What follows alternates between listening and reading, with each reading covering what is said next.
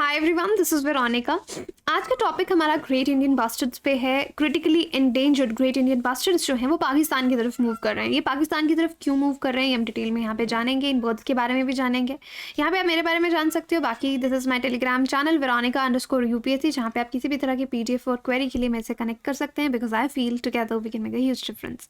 Now see GIBs, ये आपके great Indian bustards जो हैं जैसलमेर से पाकिस्तान की तरफ मूव कर रहे हैं। वहाँ पे अपना नया घर ढूंढ रहे हैं, नया ग्रासलैंड्स ढूंढ रहे हैं, क्योंकि इंडिया में आप कह सकते हैं कि इनका हैबिटेट डिस्ट्रक्शन हो रहा है।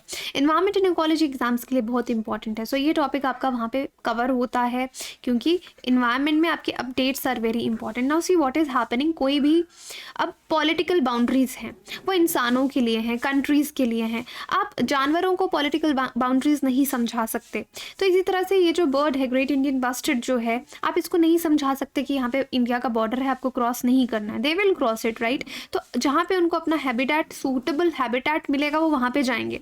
अब इंडिया वाली तरफ क्या हो रहा है कि इनका हैबिटेट बहुत ज़्यादा डिस्ट्रॉय हो रहा है। इनको नए नए ग्रासलैंड्स के खोज में, अपने नए हैबिटेट की खोज में, अपनी पॉपुलेशन को सर्वाइव कराने के लिए मूव कर रहे हैं। तो रिसेंटली यही देखा गया कि 3 ग्रेट इंडियन बास्टर्ड्स जो हैं उनको पाकिस्तान के कोलिस्तान डेजर्ट जो है वहाँ पे स्पॉट किया गया। और यहाँ पे ये पता चल रहा है कि ये बर्ड्स जो एंडेंजर्ड हैं ऑलरेडी, अगर IUCN की रेड लिस्ट में अगर आप देखेंगे तो ये बॉर्डर क्रॉस करके India's desert national park DNP से पाकिस्तान की तरफ मूव कर रहे हैं। तो आपके लिए इंपॉर्टेंट क्या एग्जाम से कि रीजंस क्या देंगे आप माइग्रेशन के लिए। अब इन्वायरमेंटल एक्टिविस्ट क्या कहते हैं, क्यों? क्योंकि इनका जो हैबिटेट है इंडिया में, जो कि डेजर्ट नेशनल पार्क है, वो श्रिंक हो रहा है, कम हो रहा है। क्यों कम होगा? आपके डेवलपमेंट एक्टिविटीज़ की वजह से, ह्यूमन एनक्रोचमेंट की वजह से। राजस्थान इंटरनेशनल बॉर्डर शेयर करता है पाकिस्तान के साथ, पाकिस्तान के सिंध के साथ और पंजाब प्रोविंसेस के साथ। तो यहाँ पे हम यही स्पेक्यूलेशंस लगा रहे हैं कि यहाँ से क्रॉस करके नेबरिंग कंट्री के डेजर्ट में जा रहे हैं। अब GIBs जो थार डेजर्ट में है वो काफ़ी ज़्यादा थ्रेट फेस कर रहे हैं। किस तरह का खतरा फेस कर रहे हैं? उनके सर्वाइवल का, बिकॉज इंडिया वाली तरफ में एग्रीकल्चरल प्रैक्टिसेस बहुत ज़्यादा इंटेंसिव हो गए हैं। आपकी पावर लाइंस बिछाई जा रही हैं, इंडस्ट्रियलाइजेशन बहुत ज़्यादा हो रहा है। तो इनसे इनकी पॉपुलेशन को फ़र्क पड़ रहा है, कम हो रही है। बहुत सारे GIBs हमने देखा पावर लाइंस के साथ टकरा के मर भी जाते हैं। तो यहाँ पे आप देख सकते हैं this is your desert national park और इस तरफ पाकिस्तान है, और जहाँ से वी आर एज्यूमिंग कि ये क्रॉस कर रहे हैं। अब एक्सपर्ट्स बोल रहे हैं और भी कुछ चीज़ें उन्होंने ऑब्जर्व की हैं यहाँ पे, कि जो एंडेंजर्ड बर्ड्स हैं उनकी जो फैमिलीज, आगे जो उनके स्मॉल बर्ड्स हैं, वो उन्होंने DNP में रेज की। DNP इज या डेजर्ट नेशनल पार्क, या रूरल पॉकेट्स जो है इस एरिया के, वहाँ पे उन्होंने रेज की। और ग्रासलैंड्स पे ये फीड करते हैं, जहाँ पे भी ग्रासलैंड्स अवेलेबल रहते हैं। उसके बाद हो सकता है ये क्रॉप फील्ड्स में भी मूव करते हैं, बिकॉज वहाँ पे इनको काफ़ी सारे इंसेक्ट्स और लिजर्ड्स मिलते हैं, and they like to hide there also. So they move in crop fields because they pick up, ये वाले जो छोटे एनिमल्स हैं इनको दे पिकअप। तो ये चीज़ें भी एक्सपर्ट्स ने देखी हैं। बाकी आपको प्रिंट मीडिया में इस तरह की न्यूज़ मिलती रहेगी कि ऑलरेडी आप देख रहे हैं इनकी जो पॉपुलेशन है इंडिया में बहुत कम हो गई। 150 ग्रेट इंडियन बास्टर्ड्स ही इंडिया में बचे हैं, और ये न्यूज़ कब का है? 2018 का है, and today we are in 2022। तो आंध्र प्रदेश की बात यहाँ पे की कि no more great Indian bustard. यहाँ पे ग्रेट इंडियन बास्टर्ड्स पाए जाते थे और अब बिल्कुल भी नहीं पाए जाते। रीजनली आप उस एरिया में बोल सकते हैं कि बिल्कुल खत्म हो गए। ग्रेट इंडियन बास्टर्ड्स के बारे में थोड़ा सा जान लेते हैं। GIBs जो हैं, जो आपकी बस्टर्ड स्पीशीज है, उसमें से लार्जेस्ट जो है उनको ग्रेट इंडियन बास्टर्ड कहा जाता है, जो इंडिया में पाए जाते हैं। बाकी 3 का नाम है, 1 is your McQueen's bustard, lesser florican और बंगाल फ्लोरिकन, और 4th आपका GIB। और GIB जो है वो इनमें सबसे बड़ा है दिखने में। अब हिस्टोरिक रेंज इसकी मानी जाती है कि एक समय में ये आपके पूरे इंडियन सब कॉन्टिनेंट में पाए जाते थे, लेकिन अब ये उसका सिर्फ 10% ही बचे हैं। ग्रेट इंडियन बास्टर्ड्स जो हैं हेवीएस्ट बर्ड्स हैं, बहुत भारी बर्ड्स हैं। और यहाँ पे आप इनका पिक्चर देख सकते हैं इस तरीके से। लॉन्ग बीक है, ब्लैक कैप है इनके सर पे, 4 फीट टॉल होते हैं, येलोइश लेग्स हैं इनकी। अब इनके हैबिटेट्स कहाँ कहाँ ये पाए जाते हैं? Usually they prefer grasslands. जो ग्रासलैंड्स हैं ये उसको प्रेफर करते हैं। टेरेस्ट्रियल बर्ड्स हैं। टेरेस्ट्रियल बर्ड्स यानी ये लैंड पे रहना पसंद करते हैं, मोस्टली अपना टाइम ग्राउंड पे, क्योंकि दे आर हैवी बर्ड्स, बहुत ज़्यादा उड़ नहीं पाते, ओकेजनल फ्लाइट्स इनकी रहती हैं, तो ये ग्राउंड पे ही आपको मिलते हैं। खाते क्या है? इंसेक्ट्स पे फीड करते हैं, लिजर्ड्स पे फीड करते हैं, ग्रास सीड्स पे फीड करते हैं। एंड फ्लैगशिप बर्ड्स भी इनको कहा जाता है ग्रासलैंड इकोसिस्टम में, ये फ्लैगशिप बर्ड स्पीशीज़ है और एक तरह से इंडिकेटर, बैरोमीटर हेल्थ, जो ग्रासलैंड इकोसिस्टम की हेल्थ के बारे में भी हमको बताते हैं। तो शॉर्ट में अगर आप इनके बारे में जानना चाहते हैं, देखिए पहले इनका राजस्थान, गुजरात, मध्य प्रदेश, महाराष्ट्र, आंध्र प्रदेश, कर्नाटका, इस तरीके से ऑल ओवर इंडिया ये पाए जाते थे। आंध्र प्रदेश में तो अब बोला कि नहीं है, और बाकी एरियाज़ में इक्का दुक्का पाए जाते हैं। बाकी लोकली बहुत जगह से ये एक्सटिंक्ट हो चुके हैं। और मेन थ्रेट्स इनको क्या है? एक तो habitat destruction, power lines, overgrazing और हंटिंग। ओवरग्रेजिंग से आपके ग्रासलैंड्स खत्म होते हैं, और हंटिंग ऑल्सो।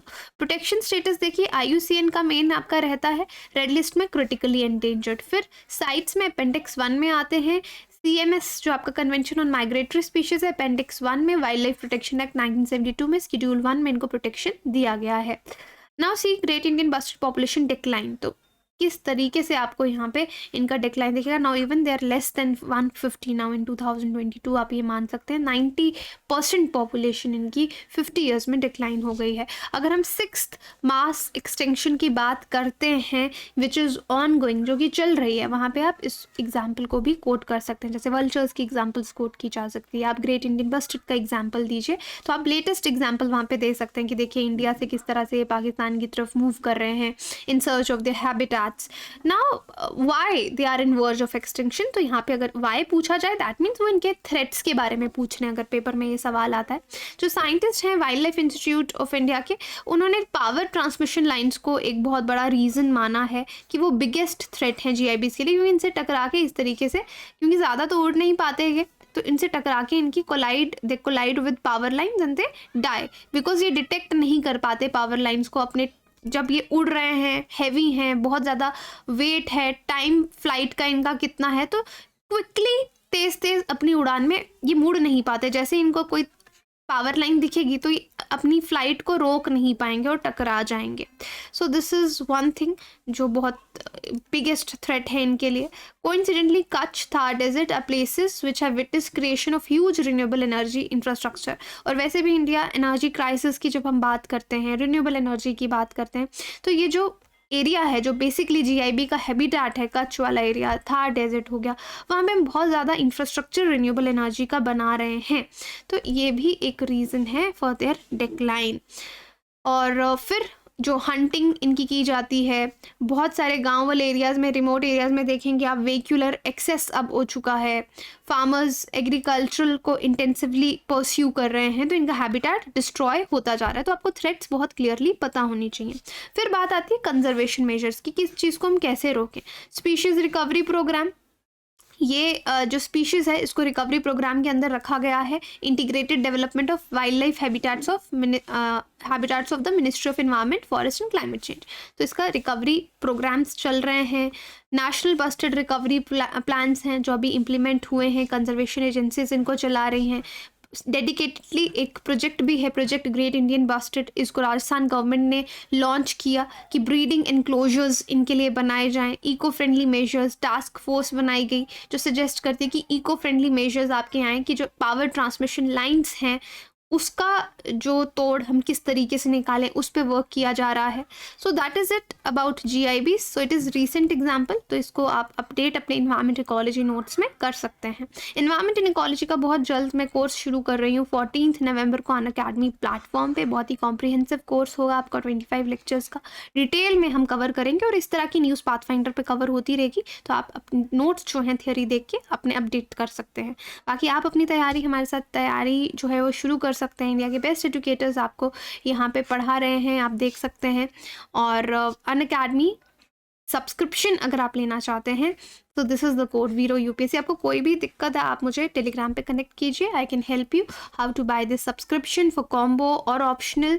बाकी अल्टीमेट बैच हमारा 10 नवंबर से शुरू हो रहा है, आप इसमें भी खुद को ज्वाइन कर सकते हैं। वीरो UPSC कोड यहाँ पे यूज़ करके। बाकी UCSC Unacademy civil services championship is back, इसमें खुद को एनरोल कीजिए और इनके हिसाब से कोड मांगते हैं, you can use this code to enrol, इसमें आपका ही फ़ायदा है। बाकी compete, I hope you are competing and learning. अगर आप EMI पे कोर्स लेना चाहते हैं 0% आपको EMI पड़ेगा, you can choose this option also. Mains test series देखेंगे तो 79 क्वेश्चन में से 57 हमारी टेस्ट सीरीज़ अनअकैडमी की टेस्ट सीरीज़ से आए थे, सो आप एनरोल कर सकते हैं। इंटरव्यू गाइडेंस प्रोग्राम भी शुरू है, that is free, you can tell your friends about it. Thank you so much.